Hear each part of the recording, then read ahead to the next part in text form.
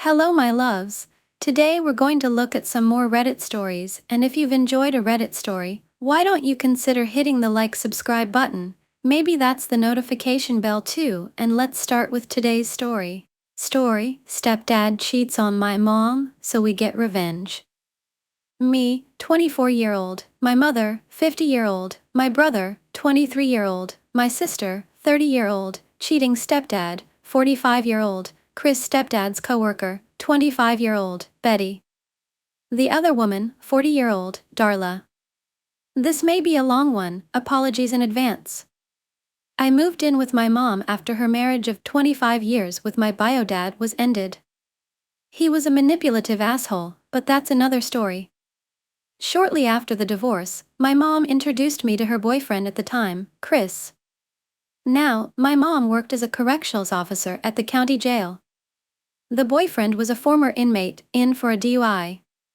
That should have been the first red flag, but my mom was grieving a long marriage, and I didn't want to push the subject.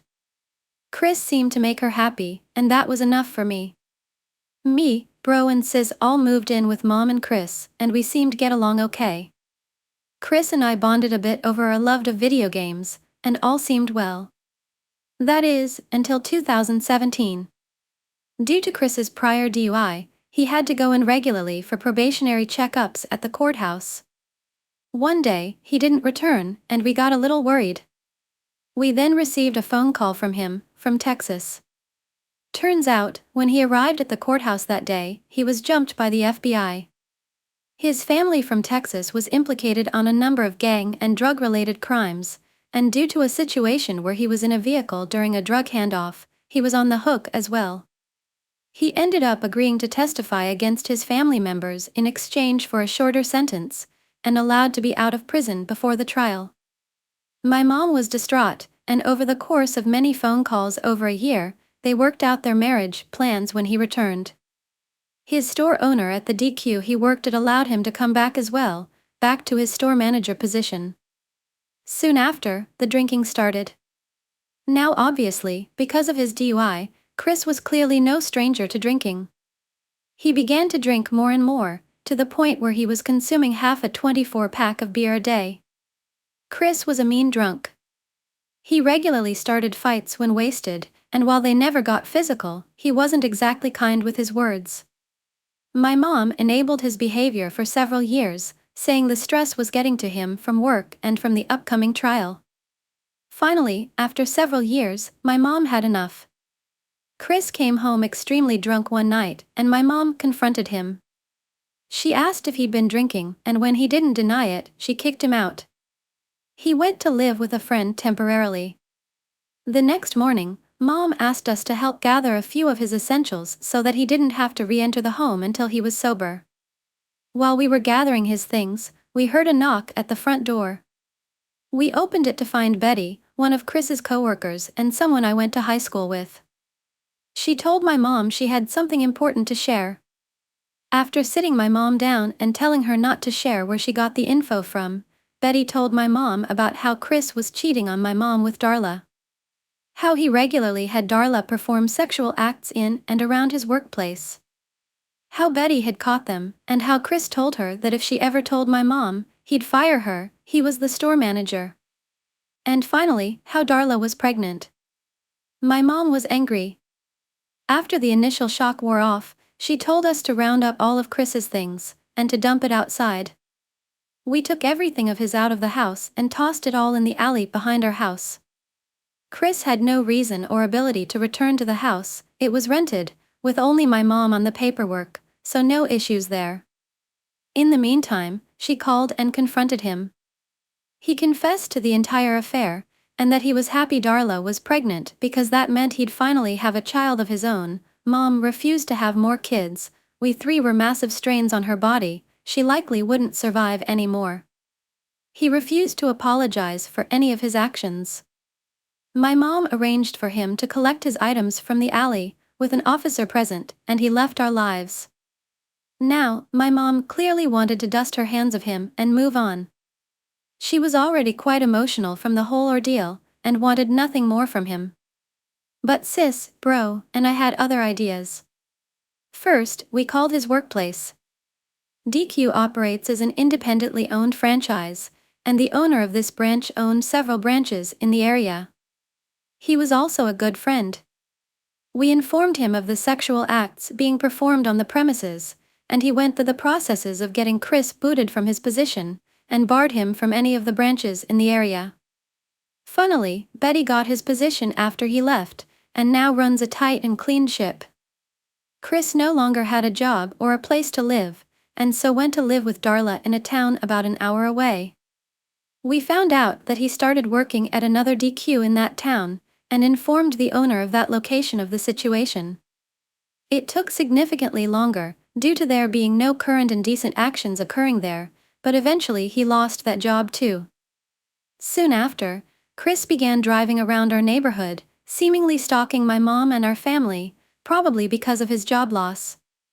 Now, due to the whole situation in Texas, he never had his probation lifted for his DUI, and thus still did not have a license. He never had to drive when he lived with us, since work was local and we could drive him as needed. But here was clearly driving around by himself when he shouldn't be. We contacted the police and informed them about Darla's vehicle in our neighborhood, and that we believed Chris was driving it, without a license. We told them to pull over the vehicle next time they see it, as it would likely be seen driving again. Sure enough, a few weeks later, we were told that Chris indeed was pulled over, and sent back to the local jail for driving without a license, and while intoxicated. The police also did a search of the home he was staying at, and found several guns at the premises. Since he was a felon, he was not legally allowed to have weaponry on the premises, meaning there was more jail time tacked on. By the time his jail time had finished, it was just in time for him to be sent back to incarceration in Texas for the trial. Chris's son was born while Chris was in prison. Darla evidently realized what an absolute ass Chris was, and cut ties with him while he was in prison.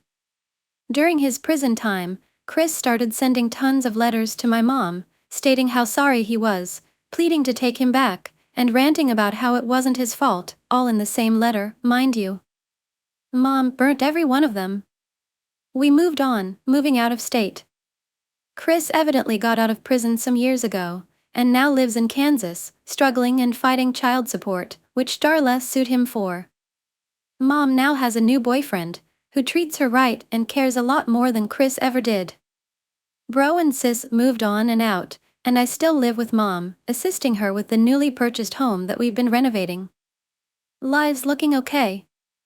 I was reminded of this by a chat with a coworker about cheaters, and thought to post it here for others to enjoy. Story: deliberately deplete my prepaid phone balance, you will pay for it 1,000 times over. I went to middle school in the early 2010s, right before smartphones really took off. I got my first phone right before starting 6th grade. It was a slide phone with a pay-as-you-go plan that cost 10 cents per minute for calls and per text message sent or received. Worse yet, sending or receiving photos cost 25 cents each. It was very expensive, and my parents only gave me $100 a year for this.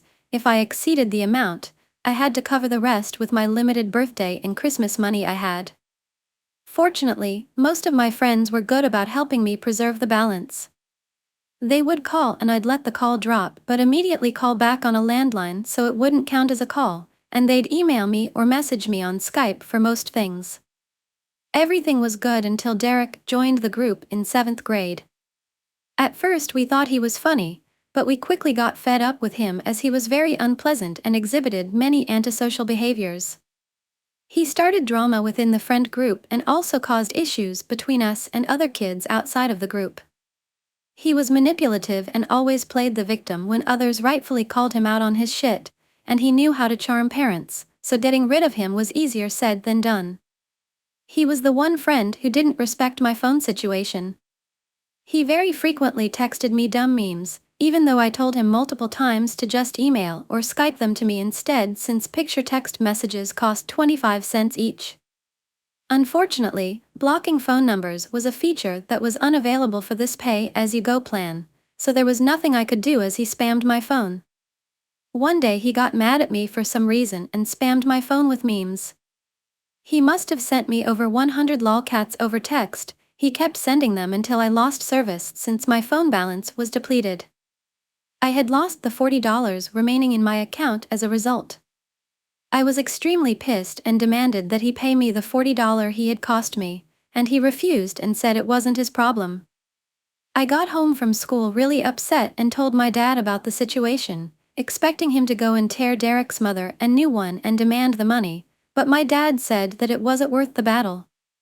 I even asked him about a small claims court, but he said that not all battles are worth fighting, and that the effort wasn't worth $40. He took me to the carrier's store and loaded $50 onto the phone. The carrier changed my phone number, and they managed to block Derek's number. They had initially said that blocking phone numbers wasn't possible with this plan, but my dad insisted and would not leave the store until they did it. I was extremely paranoid about my phone number being leaked and other kids spamming it to fuck with me. Fortunately, my parents got iPhones that summer and got me one too, and the new family plan had an unlimited text plan. Nonetheless, I was pissed at the $40 he essentially stole from me out of malice. Fortunately, not too long after, there was a big blowout between Derek and the rest of the friend group at the end of the school year, and we permanently kicked him out of the group. He was an outcast the following year in 8th grade. Nobody was tolerating his shit anymore, and he changed schools the year after and we never heard from him again. Fast forward to a few years ago, I was back home for a few months between graduating college and starting a new job on the other side of the country. I went out to some garage sales one Saturday morning and I ended up at Derek's house. I recognized his mother, but I don't think she recognized me. I guess glasses and a beard is all you need. I noticed some Pokemon napkins out for sale, and when I picked them up to look at them, Derek's mom said that her son had been obsessed with Pokemon for his whole life and that she was tired of Pokemon stuff occupying her home for so many years. I said that these napkins were for my younger cousin who is really into Pokemon, and asked if she had any more Pokemon stuff. She said she didn't know people were still into that and that there were a few boxes in the attic with her son's old stuff. She actually took me inside the house, which I never imagined I'd set foot inside ever again, and let me climb up the attic ladder and take down several large boxes to look through. The first one had Christmas ornaments in it and other junk, but I freaked out inside when she opened a box jam-packed with Pokemon video games in the original boxes, though I kept my cool on the outside. The whole reason I had agreed to go inside in the first place was because I was holding out hope of this exact scenario happening. See, I knew Derek was obsessed with Pokemon. Our friend group liked Pokemon back in the day even when other kids thought it wasn't cool, but Derek was on a whole different level. He bragged about his Pokemon collection all the time. At the time he had every single main series game in the original box, and in mint condition as he always had to add in. I went to his house once and he was showing me his collection. He yelled at me for touching one of the games. Nobody was allowed to touch them except him.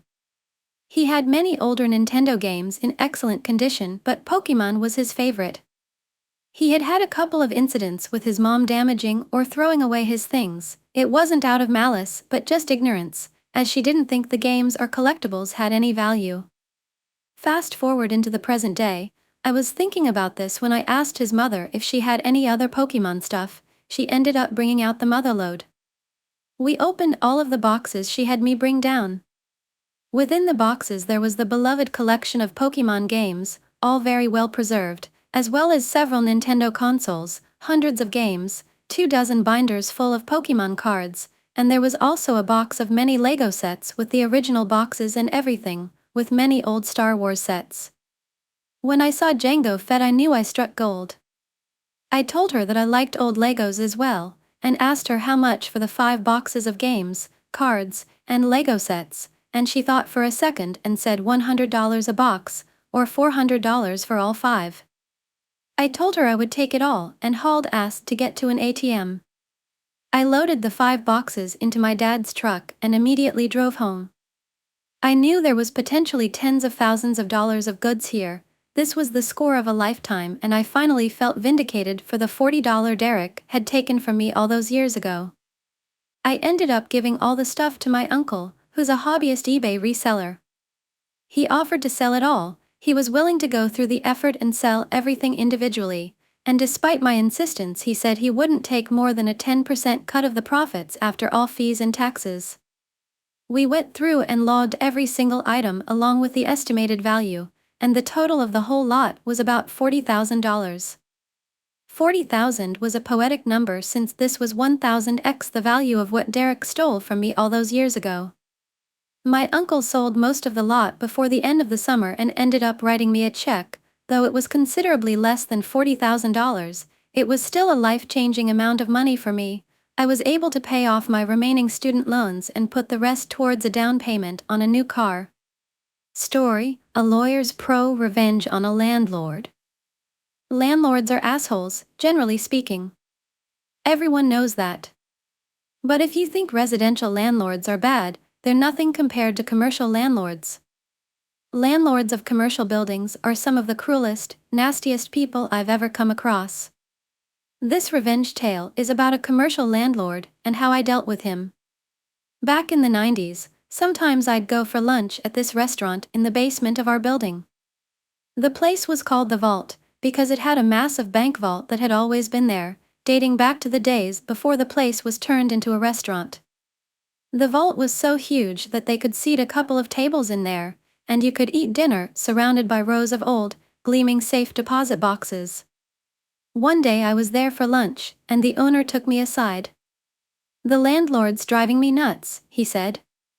The landlord drives everyone nuts. I was a subtenant in the same building, sharing space with an older lawyer, Aaron, and the landlord was always causing us trouble. I'd already had a few run-ins with him, and we hated each other on sight. In most jurisdictions, commercial landlords don't need court orders to get you out if you're late with the rent. Instead, they just change the locks, and you find out about it when you show up and your key doesn't work. Every time our landlord had a dispute with anyone, which was often, he'd always threaten to change the locks. He keeps demanding all this stuff for extra rent, and it's really weird, because a lot of it's really old. The restaurant owner showed me a letter the landlord had served on him earlier that day.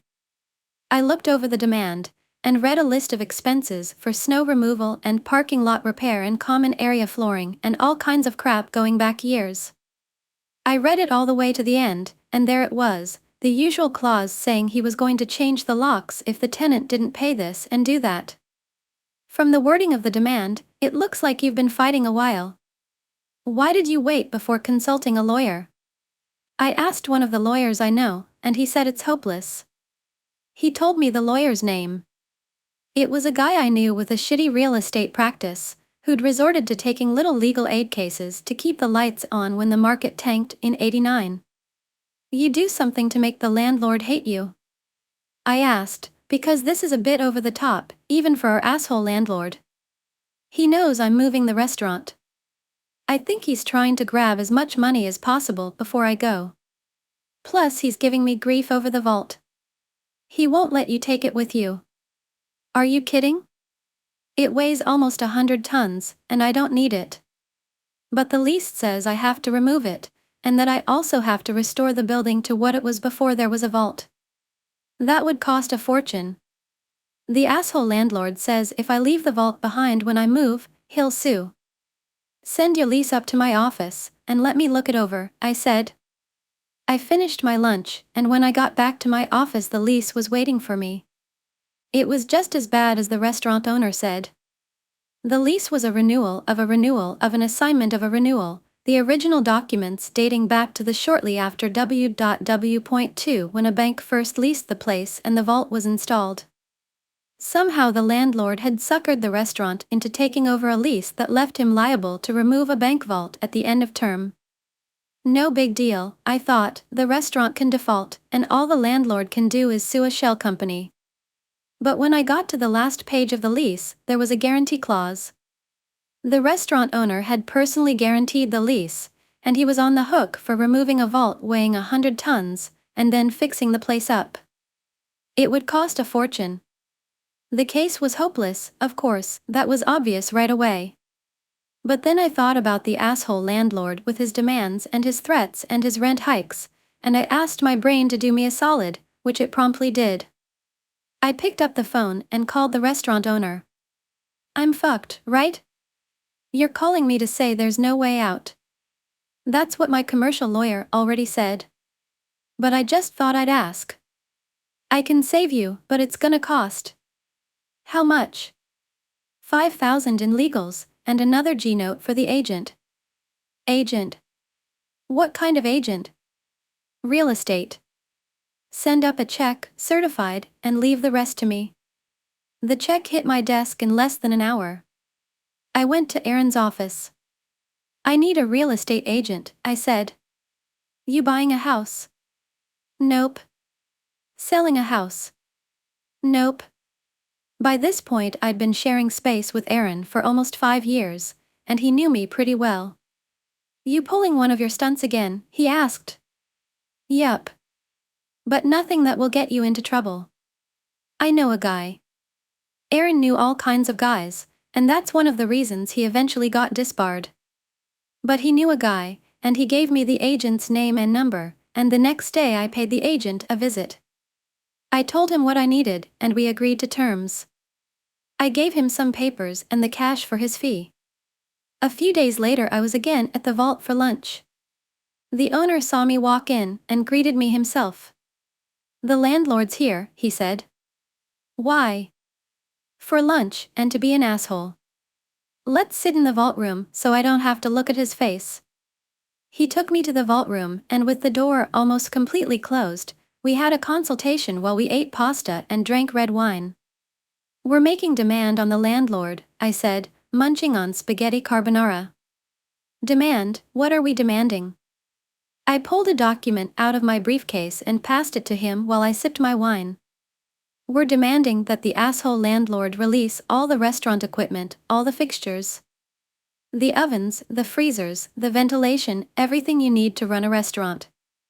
The lease exempts all that stuff. He can't stop me taking what I want. The only thing that matters is the vault, and of course I don't want that. I shook my head.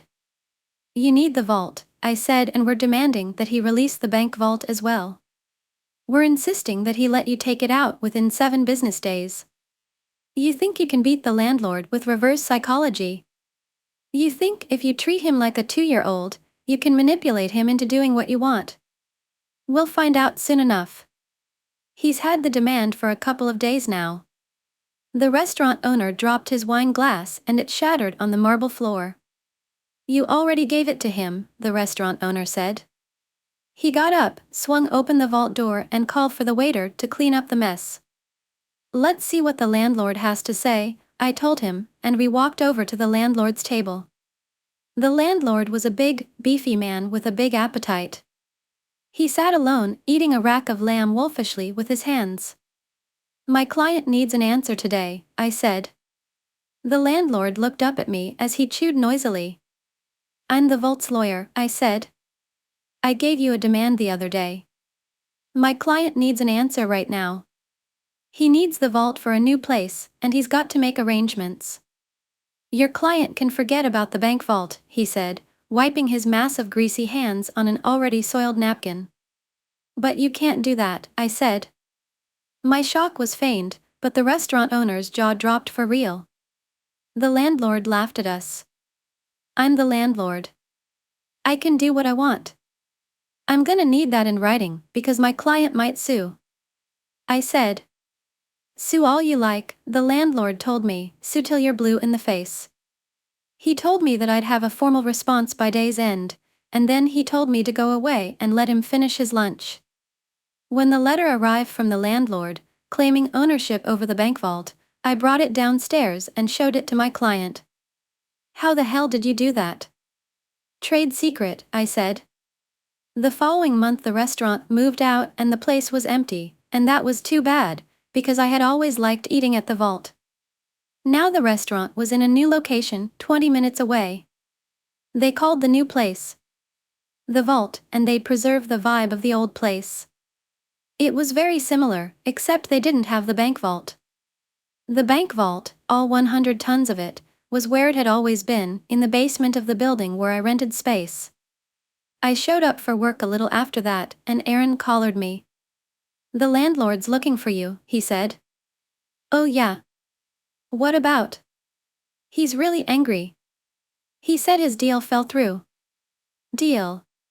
He was supposed to rent the place downstairs to a new tenant, a bank or a credit union or something like that.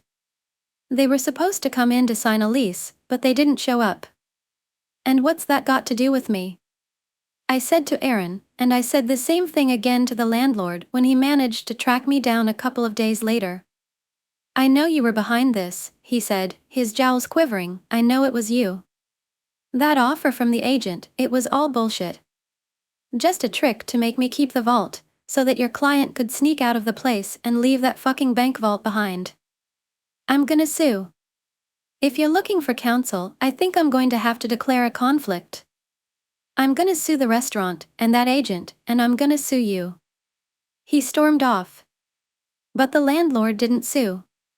Of course he didn't. He didn't have a contract to sue on, only a vague letter of intent that I drafted, enough to hook a greedy landlord who was used to having his way. The offer he'd received was non-binding, incapable of acceptance without the signing of a formal lease, which of course never got signed. When I left Aaron's place a year later, the downstairs was still unoccupied, with a sad "for rent" sign sitting in the window, starting to look faded. Story: Threaten my friend with revenge porn. I'll ruin your whole damn life. My very good friend made some slightly dumb mistakes and sent some pictures to someone that she reasonably thought she could trust, but not knowing much more than his first name, his screen name, and roughly where he lived and the type of work he did. He is not in our country but had indicated that he would be traveling for work to near us shortly, and they had made some plans to meet. And when she got some red flags and backed out, the dude threatened to publish these pictures online. I am, incidentally, an attorney. So, some searching later, and gathering up any pictures he sent her of him that could possibly identify him, his online handle led me to a TikTok page, which led me to an Instagram page with his name on it. That led to a LinkedIn page with his place of work that matched a picture he sent with a branded polo he was wearing. Some more searched got me the email of the CEO, VP of HR, Operations Manager, and Public Relations Manager.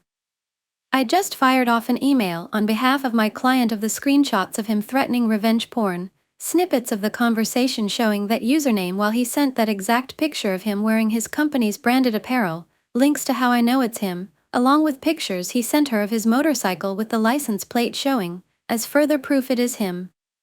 I also included screenshots of him discussing a workplace incident that were time-stamped, along with pieces of dialogue discussing how he had sex with an ex at his place of work, and discussing plans to have sex with her in his office as well.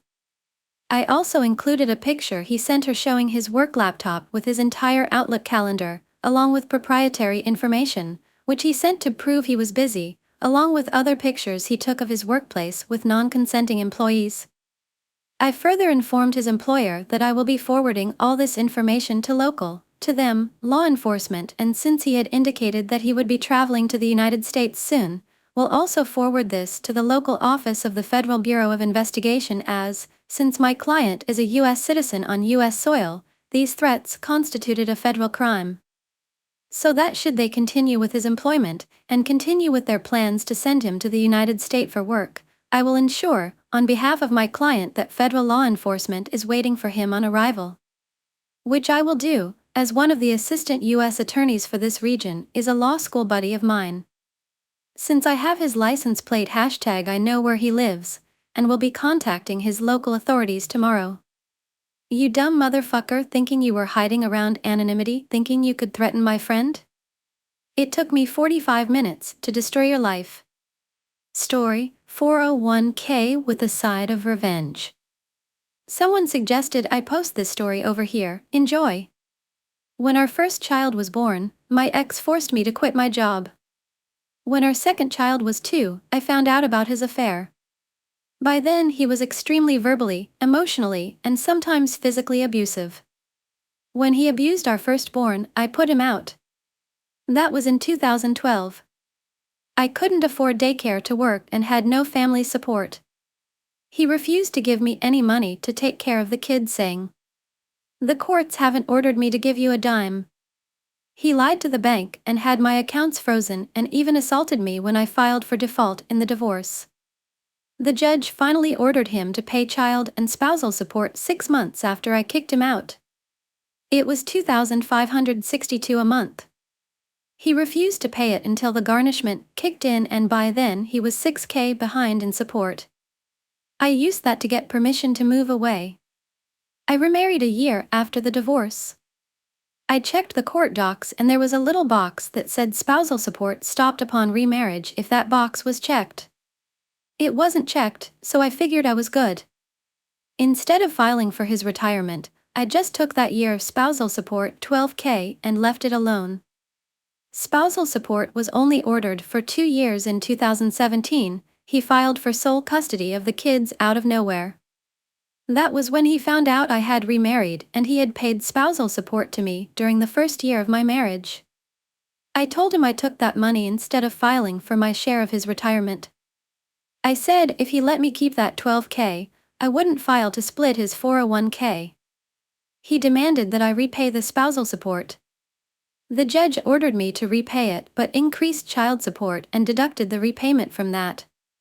It ended up that I got an extra $20,000 a month and he repaid himself. He dropped his bid for custody in exchange for 2 extra weeks in summer. I pursued the retirement account split. He refused to cooperate and dragged it out for 4 years. It was so bad, they sanctioned him and he had to pay me $600 a month for a year in addition to child support. They also charged him with contempt. In January 2021, he proposed to his girlfriend. In May of 2021, I finally got the disbursement from his 401k. I won't say how much it was, but it was about 4 times the amount of spousal support overpayment. I had no idea it would be that much. I had thought it would be around $12,000, which is why I thought keeping that year of spousal and not filing for his retirement account was a fair trade.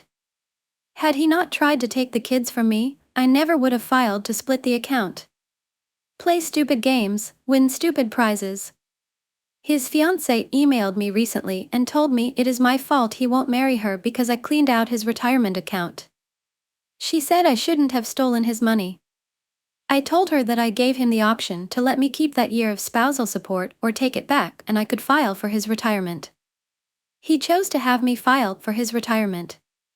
I told her that if he really wanted to marry her and protect his assets, they could get a prenup so he wouldn't have to worry about it. She said she shouldn't have to sign a prenup because I robbed him. I never asked to be financially dependent on him. He clearly indicated he wanted a court order to take care of his kids, so I got him one. I tried to be fair and take the lesser amount by taking the spousal support and not filing for his retirement. He wouldn't let me. In summary, my ex refused to pay me until support orders dropped, refused to pay until they revoked his license. Tried to get me in trouble for accepting spousal support overpayment, and in the end it cost him a lot of money out of his 401k. Story: boss from hell gets what she deserves. I, a 30-year-old, have been a people pleaser to a fault my whole life. I have been working in marketing for 10 plus years. Over the years, I've had my fair share of bosses who were good, average, and some who sucked. There is one in particular that stood out as awful. This story is from about 5 plus years ago. Pamela, 40-year-old, not real name, was the VP of marketing and sales for a mid-size retailer. She started at the company a few years after I did.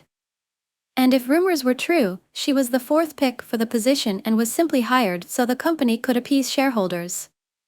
I was a manager under her, and my whole job was to make sure the website and stores had their products merchandised properly, received all their monthly sales materials, managed advertising, set up and managed the department's budget, PM'd all department projects and operations, created reporting to reflect sales, managed presentations, creative briefs for future projects, etc. In short, I did her work and all the administrative grunt work to keep the department afloat. I managed all this because I had access to her email and many times sent emails on her behalf to keep the department functioning. Pamela spent most of her time showing up after 10 a.m., taking business lunches, and planning company parties. Don't even know why we did those, but I planned those too. I consistently questioned why she spent so much of our budget on these events when we didn't have the budget resources for any of it. Pamela told me to take from future months' budgets to pay for the current month's overspending. So, at the start of every month, I had an original budget, and by the end of the month, I had to turn in an edited budget edited under Pamela's direction that made it look like Pamela's spending was under control. This is important for later. I definitely made mistakes here and there, being in charge of so many tasks, and constantly found myself working 12-hour days split between being in the office and working after my kid went to bed. Weekend work was also done before my family woke up and after they went to bed. During Pamela's first major holiday season, sales were shit. Pamela kept changing her mind on the visuals for the stores, kept bringing on new advertising and PR agencies to bring in sales. All these agencies consisted of her personal friends, and ignored our buying merchandise team's planned promotions for her own better ones. At this time, I had been dealing with an ongoing infection that turned to sepsis and was hospitalized. The doctors and my husband said it was due to the stress of work and that I needed to take a break. As I recovered, I realized how much I was hurting myself, my family, and even the company I worked for. Eventually, my old habits got to me, and I got on my phone and checked mine and my boss's emails. What I found made my blood boil. First, I got a lovely bouquet of flowers from upper management wishing me well, and I knew that Pamela organized the delivery. She sent me her favorite flowers. I went to her inbox to put the receipt in the correct folder to send to accounting when I got back. At the top of her inbox from the past 3 days were emails clearly not related to business. What I found in her emails was Pamela emailing her personal friends griping on how I can't just shake off sepsis and get back to work. She also complained that she couldn't find any of my notes, spreadsheets, or documents for any of the work she was technically in charge of. They were on our shared drive labeled very clearly. Finally, I found an email where she sent a friend from a previous company asking for advice on how to bring in sales and save her job. In this long thread, this old colleague asked if there was anyone managing most of the work, and of course, Pamela said I was. This colleague explained that clearly it was my mismanagement that was causing issues and that I could be blamed if sales didn't pull through by the end of the season. Pamela mentioned that I was in the hospital and repeated comments from her other email thread. This person said that she couldn't outright fire me because it could seem like retaliation because I needed to take emergency medical leave. But, if Pamela could prove I was stealing from the company or misusing company resources, then she would have grounds to have me fired and use me as a scapegoat. Upon my return, Pamela called me into her office and said she was worried I was taking on too much and wanted to take work off my plate. She announced was taking managing the department budget off my plate. She asked me to only drop of a small stack of invoices to accounting. Additionally, Pamela told me under no circumstances was I allowed to talk to accounting about anything regarding budgets. Also, if I had any concerns about the department or workload, I wasn't allowed to go to HR, I had to discuss it directly with Pamela. Oh yeah, I could see where this was going. Unfortunately for Pamela, I had built a rapport with Lois, 50-year-old, not real name, who was our main accountant. Lois always said that she would do everything in her power to help me should I ask. Knowing this, I grabbed the stack of invoices off Pamela's desk to give to accounting. I also added the email threads I read while I was in the hospital, and the current unedited budget that Pamela hadn't touched yet for the month. I also found in my filing cabinet the hard copies of old budgets with Pamela's handwriting on what numbers to change to balance our budget.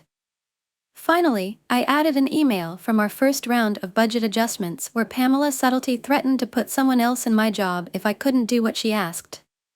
So, I walked and dropped off the invoices to accounting when I bumped into Lois. She brought up invoices, and I sternly looked at her and said Pamela is the only one in our department that Lois is allowed to talk to about our budget and invoices. Lois saw the suspiciously thick file folder on her desk, gave a firm nod, and lovingly kicked me out of her office. Within the week, Pamela was fired. From what I understand, she has been continually job hopping for the past few years. The CEO and HR brought me in to personally apologize for everything I went through and gave me a paid 1-week vacation to take at my discretion. Given other issues with this business, I left after another year. Which brings me to today. I am, once again, a manager for sales and marketing.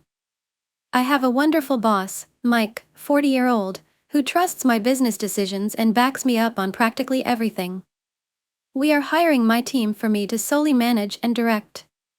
Today, I looked through the applicants and found Pamela's resume sitting among dozens of others. I stared at her name, wondering how many other people share her name. Upon review, yup, it's her. She definitely fell down the corporate ladder, with VP of our old company being the highest title she earned. And, to no surprise, she embellished her achievements, claiming the work I managed as her own, and claimed she generated an 87% sales growth during the holiday season at our previous company. As a people pleaser, who firmly believes in giving everyone a chance, it has never been so satisfying to click disqualified. Story: a lawyer's pro-revenge on a wife beater. Let's call him Joe.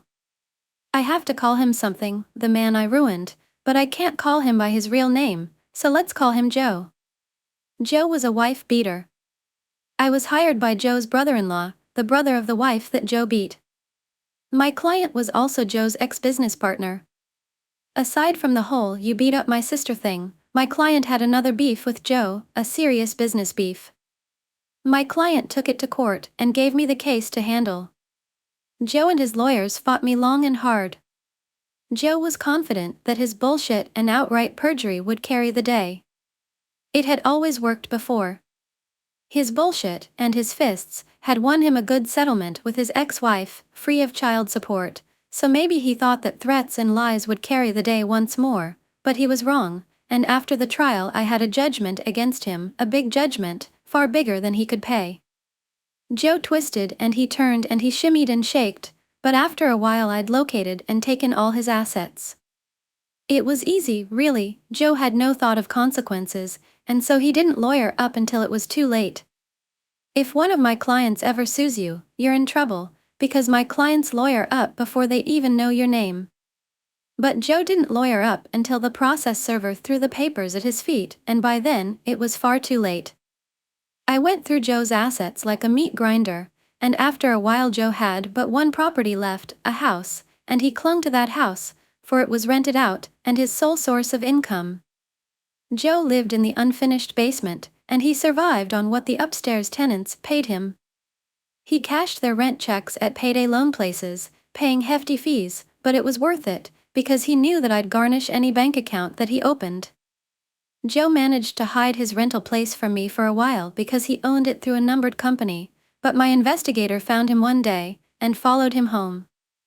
Joe self-repped his way through the next stage, which took a couple of years, while I punctured his corporate veils and his sad efforts at a fraudulent conveyance, but in the end, I had his last house, the house where he lived in the unfinished basement.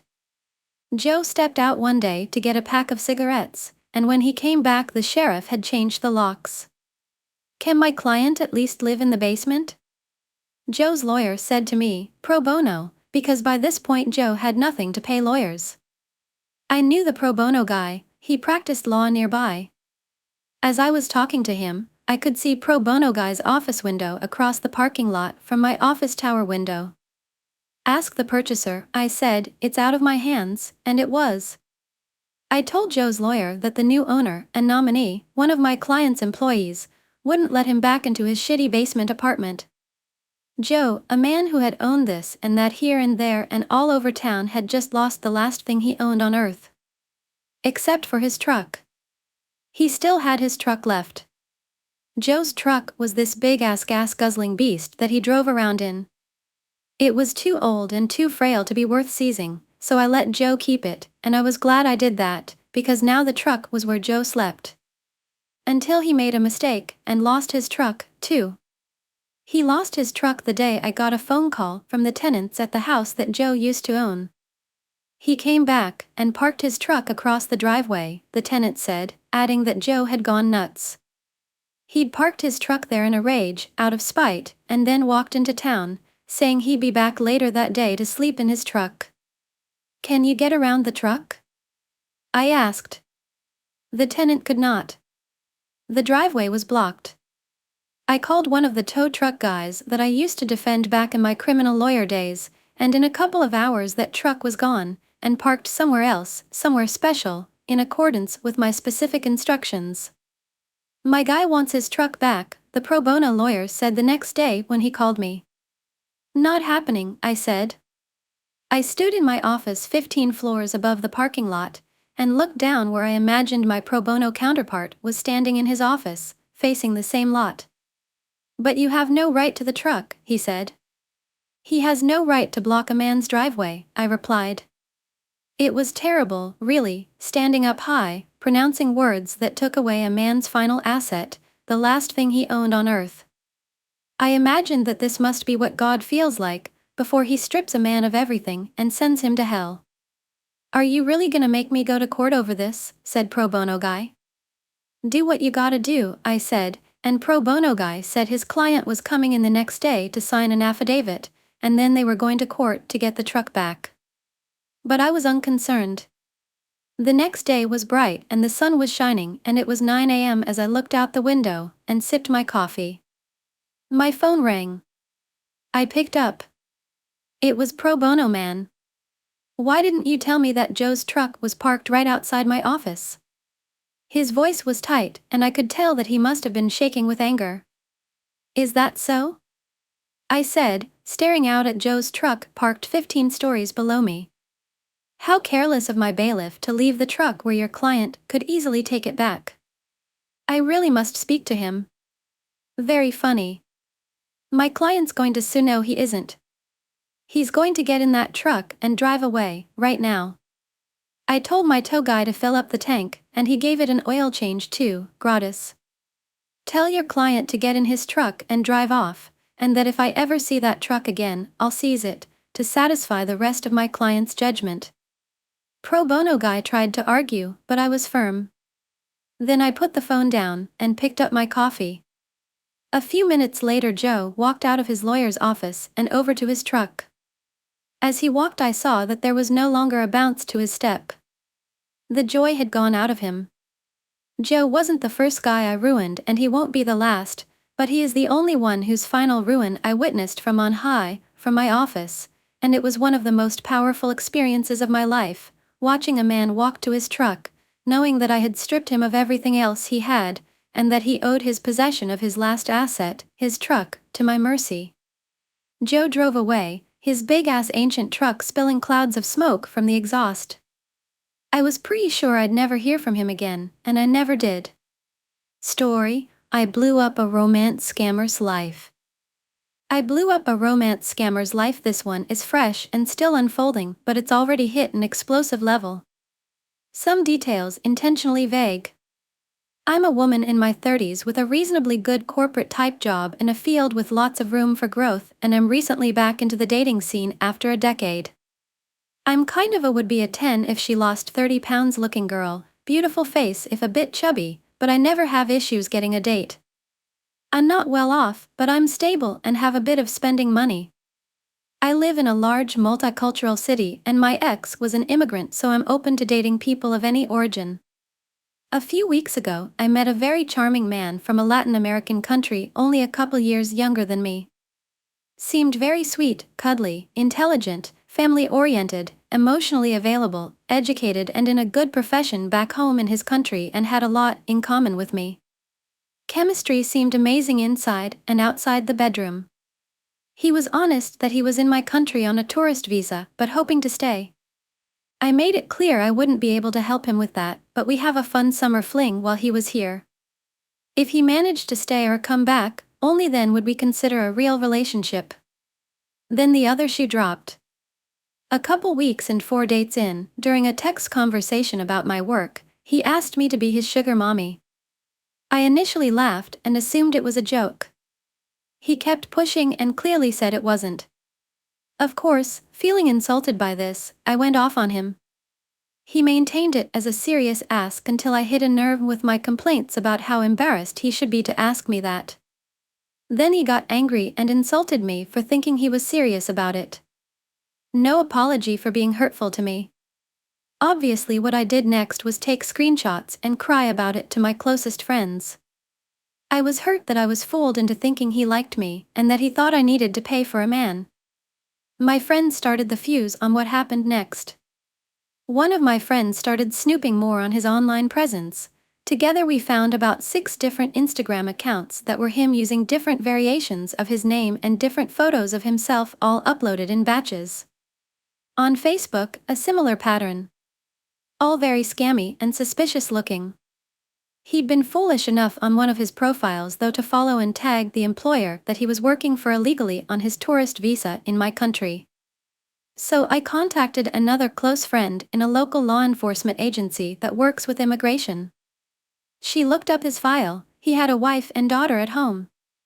I released the hounds after that. The friend who helped me investigate online made several group chats on multiple platforms with all of his family, immediate and extended, and friends. She released all the screenshots as well as a rant about how shameful it was. As they started blocking her, she added more people. I found his sister's phone number. She sent her messages on there too. Everyone he knows, including his wife, know he's unfaithful and trying to take advantage of women. 30 minutes after the online bombardment started, I got a rude message from him about how I should be smart enough to know he was joking and he doesn't need to sell himself.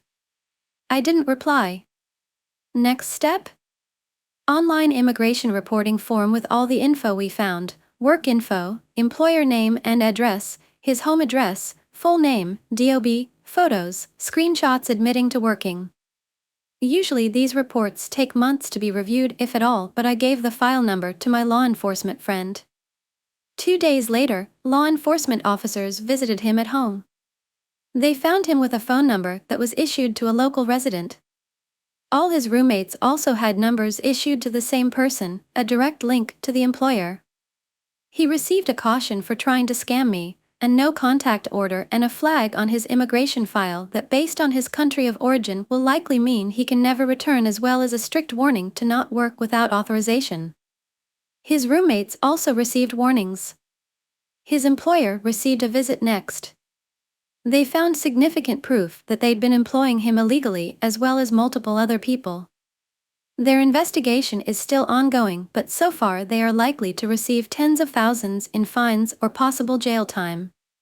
The guy isn't getting deported because the government would have to pay for it and proceedings take longer than his remaining visa time, but he's now upgraded from a flagged file to a multi-year ban on re-entry to my country. If he bothers me again though, he will be deported as well. Hope he enjoys going back to his angry wife and the ridicule from everyone he knows. See ya again, never. Story: fired from my job, but received a year's worth of pay and got my boss fired. This happened in the early 2010s, before the advancement of technology in video editing and content creation. I was hired as a content creator for a university that wanted to leverage social network to kickstart their branding campaign. The pay was low, roughly $2,200, and in those days, there were not that many video content creators around, and the process usually took a long time from start to finish.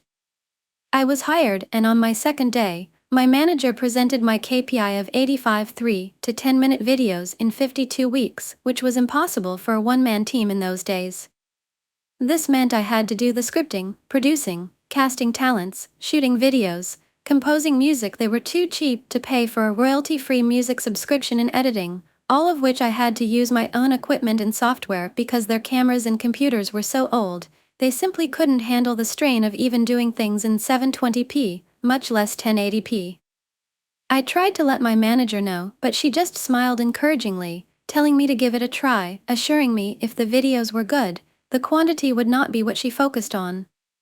Hearing this, I agreed to give it a try. My manager treated me well in the first month. However, one day when she found out I was a smoker, her attitude changed overnight. A colleague had actually done a facepalm when I told her about it, and she let me know that the manager hated smokers and often advocated to get them fired. She started nitpicking me on everything, from smelling like cigarette smoke after my breaks, coming in 5 to 10 minutes late despite doing more than 4 hours of overtime daily, not being contactable during break times, the list goes on. But I soldiered on, because I just wanted to do the work and do it well. 5 months in, I was called into the director's office where I saw my manager putting on her best, displeased but gleeful face, and I felt my stomach drop. The director told me that she was disappointed because she had heard that I was falling behind on my work, and it was already halfway through the year and I had only completed 30 out of my 85 videos. I tried to explain that I had been working my butt off on these videos. I literally worked 6 days out of the week, over 60 hours just to do what needed to be done, and that being a one-man army made things impossible, and also the fact that the videos I had put up grossed the highest views ever on their social network page. I also recounted how my manager said that she was looking for quality videos over quantity. The director dismissed this and stated that the KPI was simply 85 videos in a year, and since it was almost half a year in with my numbers at less than half, she felt it prudent to cut the cord early. I asked how would they even meet the KPI if they were to fire me now. My manager had snorted, saying we'll find a professional production house to finish your work. The director had given her an odd look but nodded in her support nonetheless, telling me you don't need to worry, manager will get the job done. That was when a light bulb went off in my head. Seeing as I was the content professional in the office, one of my jobs was to keep a database of production houses to use in the event we needed to do a shoot that required more resources, and I was sure that they would be using the production houses in my database as my manager had no contacts in the production industry. So, I changed the contact numbers and messed up all the emails on all of the entries except one. The one, I had a friend working as a junior director, not an assistant director, but a director assigned to smaller video projects.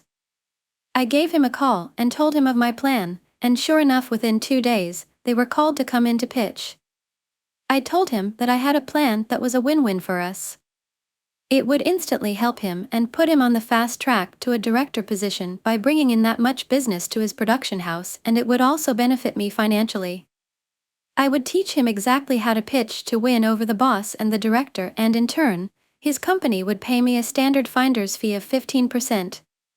He agreed instantly and immediately put me on the line with his general manager, who upon realizing this was to be 6 months of work for a high 6-digit payout, instantly agreed and drew up a contract. As it turns out, after I gave them a metaphorical step-by-step playbook, they were the perfect fit, somehow understanding the needs and style of the university as well as the sort of themes the university wanted to feature. The director and my former boss were amazed that my friend's production house was so familiar with their content that they signed them up on the spot. Now, even back then, using a production house back then was not cheap. Each video that they produced could cost double to triple my monthly salary, given that they had specialized people for each function: producer, director of photography, gaffer, sound person, video editor, production assistants, etc. But this meant that they could complete a video every 2 to 3 days. So yes, they produced 50 videos in a span of 4 months for over 100 months of my salary, and I sat back and collected the healthy 15%, which was about 15 months of my salary. This allowed me to put money aside for a holiday and the rest to further my studies with a respected film school overseas. I thought my plan ended here and I had gotten back at my former bosses, but to my surprise, I received a call from my colleague while I was holidaying in Bali one day. This was the same colleague who had facepalmed when I told her that my manager had found out that I was a smoker. She told me that my former manager had been fired and my director given a massive blasting by the chancellor of the university. The content creation project, which I was hired for, was only given a budget equating to about a year and a half of my salary, and they had exceeded that budget by over 10 times. My former manager was so desperate to ensure that her content creation project could be completed that she had thrown caution to the wind, paying anything to get the job done so that she could show my director that she had completed the project and had approved the massive spend without getting consent from the director. So that is how I got my friend a super fast promotion to a full director in his production house, and a year of pay after getting unfairly fired from my job. Story: Landlord put me through 3 years of hell. My landlord was a terrible human being. Honestly, calling him a human is even pushing it. Just a few things he has done to me over the past 3 years. Stole my dryer and other household products that are in a common area. Made me pay for a plumbing repair which was deemed normal wear and tear. Tried breaking into my house. Retaliated against me because I went to my lawyer after he sent me a letter about a parking spot. He tried charging me an extra $150 a month. Mind you, I was never late for rent in 3 years, except for when he made me pay for the plumbing repair. So the next month I was a couple days late. The list goes on. Now this apartment was nowhere near nice. I found out the plumbing was illegal. He left me with a porch for years that has severe safety issues. The ceiling paint was always falling down, gas heater was not up to code, and so on. I finally got my chance to leave after he wanted to raise my rent $500 a month. He will do anything and everything to get more money out of his tenants. So I called the building inspector for days before I left. I told him everything. The porch, when he finally replaced it, didn't have a permit and was definitely not up to code. I told him about the plumbing and the heater. I went on and on. The inspector came over the very next day. I saw him taking measurements. Each violation is a $500 day fine until fixed. I honestly don't know what happened, but my God, did it feel good to finally get him back. He's at the very least on the town's radar. A week before I moved out, he tried telling me I needed to be out at a specific time. I never responded, and where I lived, that's not how it works. He tried to threaten me with the police if I wasn't gone. Well, I went to the police myself that morning to warn them. The landlord did come by, threaten me and harass me. I called the police. They informed him I was in the right. Long story short, he had broken into my apartment I had left to go to storage while I was gone. He nailed my door shut. I told the police to get the supervisor because I was over being harassed by this guy. Go figure, he left before the supervisor could get there. I'm positive he knew he'd be arrested on sight. Got the police report. They're charging him with a felony for breaking and entering. Fines plus a charge. Don't be a jerk to good people. Bye and see you again in the next videos and stories.